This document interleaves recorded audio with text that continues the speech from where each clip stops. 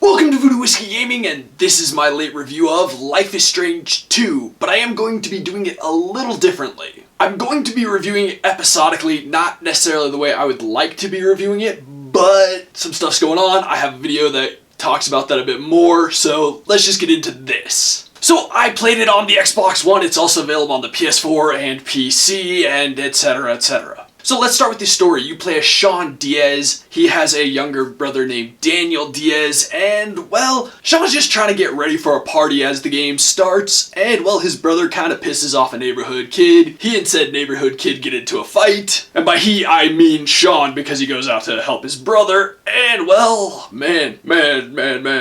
When I say shit goes sideways, like I normally do, it really does go sideways. It's not even a spoiler because it happens early enough. Sean and Daniel's father is killed because of an altercation, and well, Daniel kind of loses it and things go kind of crazy from there. So Sean decides the best option is for them to go on the run, and they do, and that's kind of really where the story kicks off. Their adventure begins with them on the run, really. There are a couple of fugitives, they are in fact wanted, and there are some really good twists and turns, but I will say there were a few times in the story of episode 1 that I was like, yeah, that's a little predictable. Not to say it was bad, it was just a little more predictable than I was hoping for, considering Life is Strange 1 kept me really engaged, and I really didn't see most of the twists and turns coming in that game. As for the audio, I really mostly enjoy the music, but I will say, opening up with Listomania, I was like, that's a little too, like, poppy and trendy. I wish they would have gone with something different. That being said, though, overall, I really do like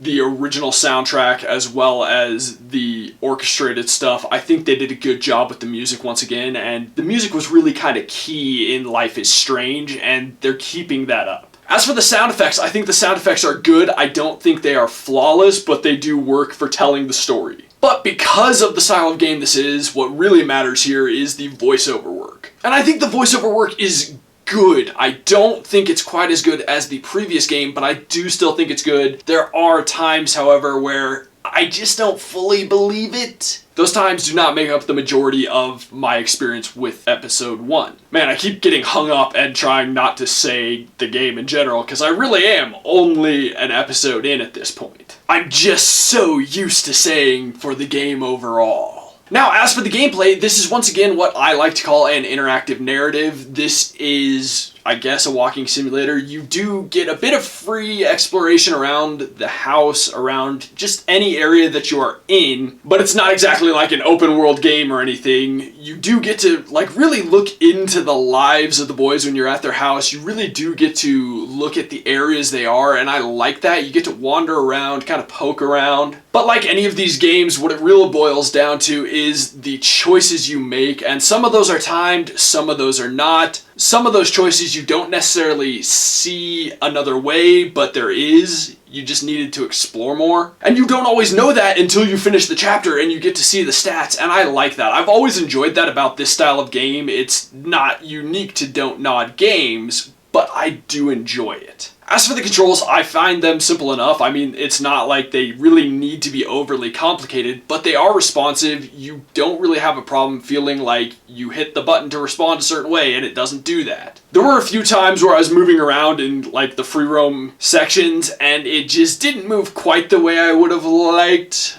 but it was still fine. It doesn't really negatively affect the game.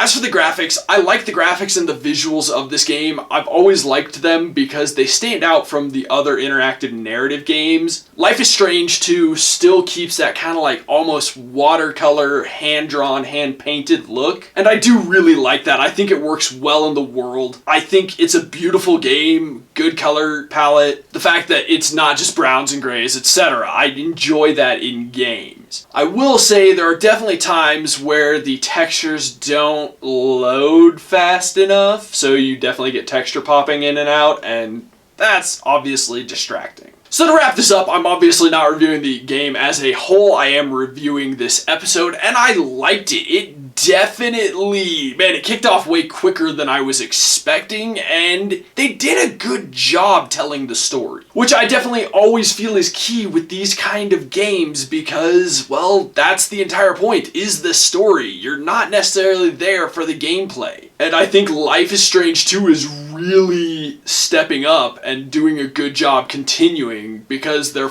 kind of following up such a phenomenal game, and that can always be incredibly difficult. So yeah, I really enjoyed episode 1. I'm not gonna say that I recommended this game just yet. That will probably come at the end of my series of reviews. Okay, so in the comments down below, why don't you tell me, do you like the episodic format? I know some games are kind of doing that. Final Fantasy VII coming up is doing that. Not sure that I'm in love with it. And by not sure, I mean generally I'm not in love with the episodic format. As always, thanks for watching. If you enjoyed the video, please hit that like button. And if you like what I'm doing in general, share, subscribe.